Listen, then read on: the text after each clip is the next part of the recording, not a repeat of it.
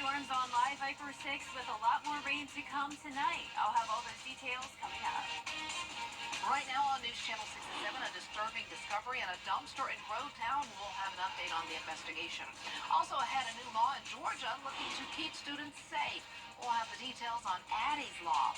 And the Bamberg Job Corps Center has a new partner to help prepare the youth for their future. And your News at 7 starts now. Live from Television Park, this is WJBF News Channel 6 at 7. Good evening, everyone. You're watching News Channel 6 at 7. I'm Dee Griffin. Thanks so much for joining us. Coverage you can count on begins with the investigation into a dead fetus found in a trash can at the Walmart off of I-20 in Grovetown. Hannah Latier spoke with law enforcement and witnesses. The family was fully cooperative and told them everything that inspired, and the hospital contacted us. Deputies and other first responders arrived to confiscate the fetus at around 6 p.m. Based off conversations with the family, investigator Clark believes this miscarriage caught them off guard. It's not something that people deal with very frequently, and I think they just kind of panicked. He says the fetus was not old enough to survive outside of the womb. Normally it would be around 24 weeks, and this one does not appear to be anywhere near that age. It's way earlier. There are not many regulations in Georgia regarding how to dispose of a non-viable fetus, so now law enforcement is investigating to see if there was any criminal intent. It's something we have to look into different code sections about, look and see what we can find, if there's anything. I spoke with one woman who was there when the fetus was found. There were tarps being placed over the trash can, and I immediately wanted to try to document and find out what was going on. Regardless of whatever your situation is, you can always bring a baby or a deceased fetus to the hospital or give it a proper burial. Other witnesses agreed that it should have been handled differently. I'm a mother of 3, and I do know what it's like to see blood like that because I hemorrhaged with my daughter. And I know it's awful and it's gruesome, and I feel like when they seen that they should have went and got medical personnel. The sheriff's office is working with the GBI to do an autopsy on the fetus. Investigators say if you find yourself in a similar situation, contact your doctor or call 911 before disposing of a fetus. An investigation in Grovetown after a woman told police that she was a victim of human trafficking. Police have arrested 36-year-old Joe Lewis Hills Jr. Police say on Tuesday afternoon, a woman showed up at the Grovetown Police Department claiming she was being held against her will. Police say the victim reported that she had been picked up in Macon, then brought to Savannah, and was now staying in a Grovetown home off of Grove Landing Way. The woman called a ride service to assist her to getting to the police department. The local FBI field office was contacted and dispatched an agent assigned to human trafficking to assist her. Immediate shock, immediate disgust, fear, concern for the young lady and hoping that she was okay, disbelief. Been living in this neighborhood since 2019 maybe. My son graduated from Grovetown High. The kids walk the street, all ages. There's parents out here with their puppies and their babies, husband and wives, single. Young people are always in groups and clumps. They come by and sell their stuff for school. It's a military neighborhood, so I'm just really shocked. Law enforcement believes this case might be in connection with a larger human trafficking organization. Well, time now for our first look at our weather with meteorologist, chief meteorologist, got to put that on the front, Jennifer Tracci, and it's still raining out there. I just hope it stays until I can get home and into the bed because it's good sleeping weather. Yeah, it's going to be widespread rain tonight, Dee, so I am feeling pretty confident that you'll get that rain tonight, and you're also going to get some thunder with it, a little bit of lightning as well. But for the most part, the storms are weakening. It's turning into a stratiform widespread rain, and we're not seeing as much lightning. Now, that's at least for the majority of the CSRA. There are other spots that are still getting the lightning and the heavy rain, and one of those spots is up in Wilkes County near Washington and Tignall. Overall, though, this storm is starting to break apart, so that's good news. It's also moving up towards the north. But as for the metro, Martinez, Grovetown, Harlem, Augusta, North Augusta, it's just that widespread light shower activity right now that's not expected to get any stronger. There is a strong cell, though, over Screven County. A lot of lightning just outside of Sylvania. This is pushing up towards the north, so heads up if you're in Hilltonia. along Highway 301 traveling into Allendale. That's where the rain is now, and also into Barnwell County. This just moved through Barnwell. Now it's just light rain near you, and we have a lot of lightning entering the Elko and Williston area now, and this is also moving up towards the north. So Barnwell finally got some rain today, and that's a place where we'll be watching for the flood potential later tonight. A lot of rain just got dumped on the town very quickly over a short period of time, and with more widespread showers coming in tonight, that could lead to some minor flooding. The river is rising, and especially in those low-lying and poor drainage areas, that's where we could have some minor flooding issues. Also, Richmond, Aiken, Burke, and Bamberg counties included in that as well. We have the light rain coming down outside the station now. Here's our Terry Lambert Hyundai Skyview cam. Very cloudy outside with temperatures a bit cooler from the rain. Upper 70s in Augusta, 81 in Barnwell. Louisville at 76. Aiken, you're at 74 degrees, 77 in Gibson, and 83 in Waynesboro. Other than some brief gusty winds with some of these stronger storms, the winds are overall pretty light, seeing up to around 13 miles per hour though in Edgefield. We have this stalled frontal boundary across the area, keeping a lot of moisture around, and in return, the rain will stick around through this evening and will come back tomorrow as well. Temperatures in the 70s, cloudy and wet Wednesday night. More details on the forecast coming up shortly, but back to you, Dee. Great. Thanks so much. We'll see you then. A Bamberg County program is expanding its youth education and job training with a new option.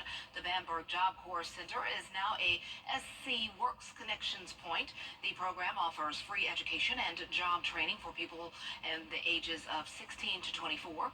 Community members can use the computers for job searching as well as career support, and leaders hope it will attract more jobs to the area. Yeah, because in this area, we got a rural area and disadvantaged youth. So many in this area that don't have the opportunities that other places have. The center will be open to the community on Wednesdays from 12 until 2. A new Georgia law increases penalties for drivers who pass stopped school buses. In 2019, the Burke County School District began tracking violators illegally passing stopped school buses. Over 5 years, more than 950 proven citations were issued. Now, thanks to Addie's Law, drivers who do not stop for school buses will have to pay up to $1,000 in fines. The school district wants to remind drivers in the county that the school year is starting soon and to follow the law. I think the public sometimes is uneducated on when and when not to stop. When you see a school bus stop loading or unloading students, please be sure to stop. You can find out more information about Addie's Law and its consequences at WJBF.com. Georgia's Secretary of State is touring the state and ensuring polling precincts are. The Columbia County Board of Education approving a rolled-back millage rate during last night's special called meeting. At that meeting, Superintendent Stephen Flint presented a new millage rate of 17.10 to board members. That's lower than last year's 17.20 rate. Tonight was the final hearing for our millage rate that the Board of Education has to approve every year. This will be the 4th straight year that they've been able to lower the millage rate. Now we're down to 17.1. They went down a tenth of a percent. We were at 17.2. And so that's good news. So we're looking forward to continuing the work with the budget this next year. The first day of school in Columbia County is August 5th. Well, coming up, the Prime Minister of Israel was at the... And on Live by Verse 6, we have a lot of rain across the entire CSRA and more rain to come tonight with the potential of flooding. I'll have all those details right after the break. Hi, I'm Jennifer Tyner with Goodwill Industries of Middle Georgia and the CSRA. If you know an amazing woman who deserves to be honored, nominate her today at WJBF.com. WJBF.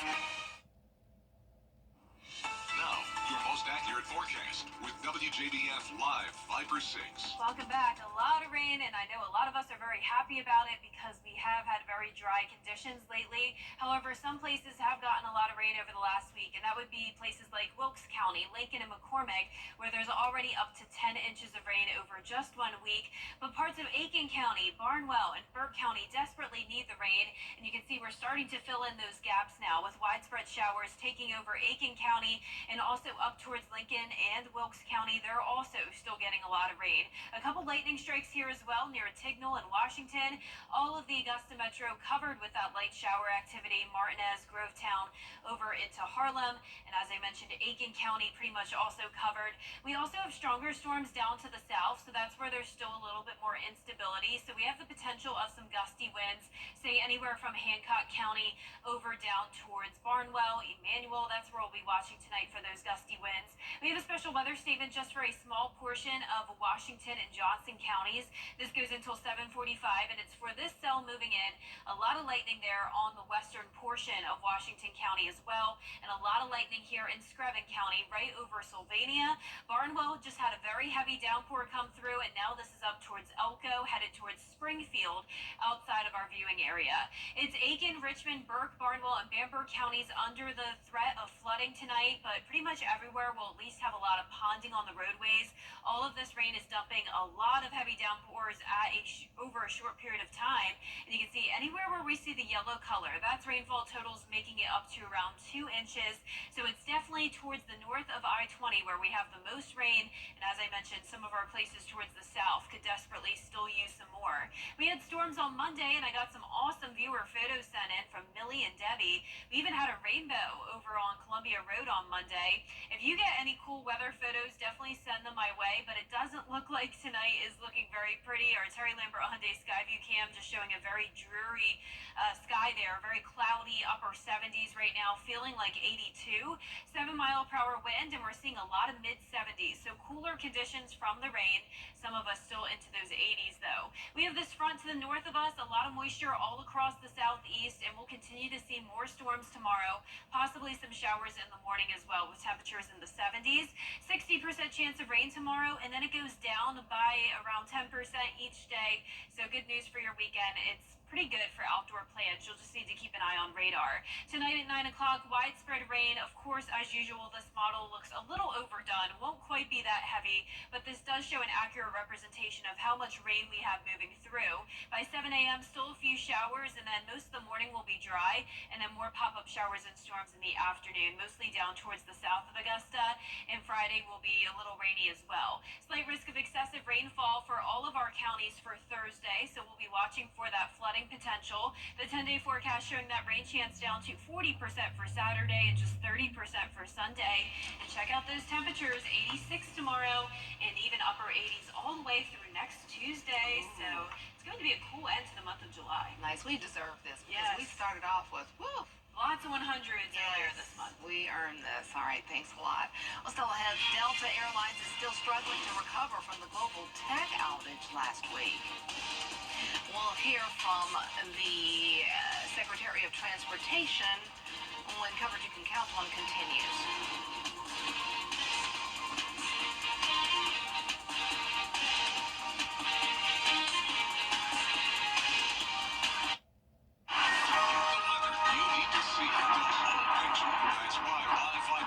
Gives you the Skyview Network. Get a live view of traffic and weather from all over the CSRA. Available online 24 hours a day at WJBF.com and the free Live Viper 6 mobile app. The WJBF Live Viper 6 Skyview Network. Powered by Terry Lambert Hyundai. Low prices, big selection, and committed to quality customer service. The CSRA is full of amazing women. Women who inspire. Women who innovate. Women who lead. That's why News Channel 6 brings you Women to Watch. On the last Wednesday of each month, News Channel 6 recognizes local businesswomen who are making a positive impact in our community. Nominate someone today at WJBF.com. Sponsored by Goodwill. Over the years, thousands of people have gotten their hands on one. And who knows, you could be next. Win your very own Good Morning Augusta coffee mug at WJBF.com/coffee club. Sponsored by Honda Cars of Aiken. The Live Viper 6 mobile app. Download it today. The WJBF Live Viper 6 Skyview Network is sponsored by Terry Lambert Hyundai. Low prices, big selection, and committed to quality customer service. Now to Delta's summer meltdown. The airline has struggled to recover from last week's global tech outage. Some passengers have spent days in airport terminals unable to book flights or hotels. Now federal investigators are looking into the ongoing disruptions. Andrew Denver reports. This morning, chaos and growing passenger outrage as Delta Airlines struggles to recover from that global IT outage. The major Delta flight disruptions now in their 6th day, leaving lots of passengers stranded at airports. This is our fourth cancellation. I just wish we'd given up and stayed home. The U.S. Department of Transportation saying since Friday, Delta has canceled more than 6,000 flights.